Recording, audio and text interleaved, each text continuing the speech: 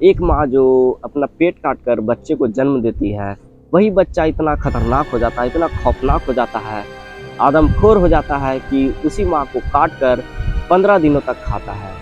लेकिन जब वो इसकी सच्चाई बताता है, इसकी जो वजह बताता है, उसे जानने के बाद आपकी रातों की नींद उड़ जाएगी।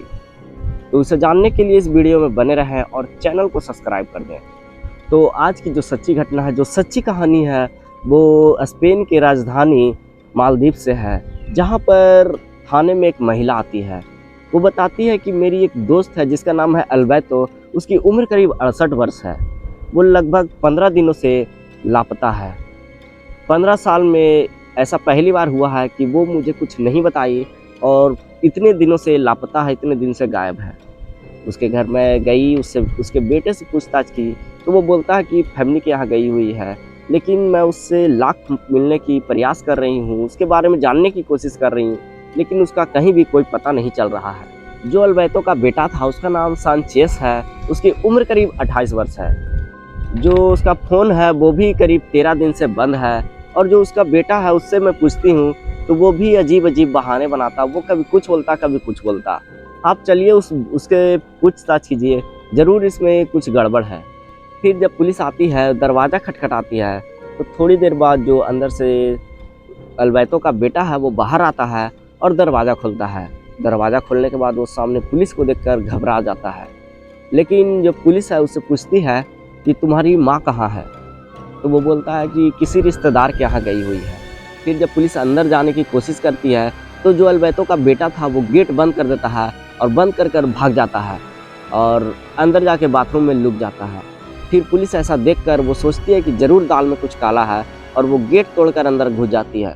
घुसने के बाद वो सामने देखते हैं तो एक कुत्ता था जो कि बांधा हुआ था, और उसे खाने के लिए इंसान की अंगुलियाँ दी हुई थी, और जो दीवारें हैं उन पर खून के छींटे पड़े हुए हैं, खून के धब्बे हैं, और अंदर से काफ़ी ज़्यादा बदबू आ रही थी, जो कि किसी मांस की सड़ने की बदबू लग रही थी। फिर जो बाथरूम में अल्बर्तो का बेटा छुपा हुआ था, उसे पुलिस अंदर से बाहर निकालती है, उसको पकड़ती है और पूछताछ शुरू करती है।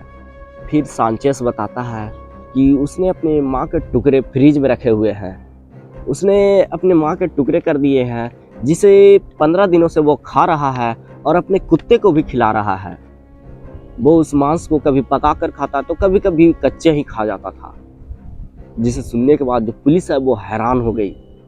वो और ज़्यादा पूछताछ करने लगती है, तो सांचेस बताता है कि करीब 15 दिन पहले जो उसकी माँ है, जो कि पढ़ाती थी और पढ़ाकर अपने घर खर्च चला रही थी, वो पढ़ाकर आई तो देखी कि सांचेस जो है वो बैठकर टीवी देख रहा है।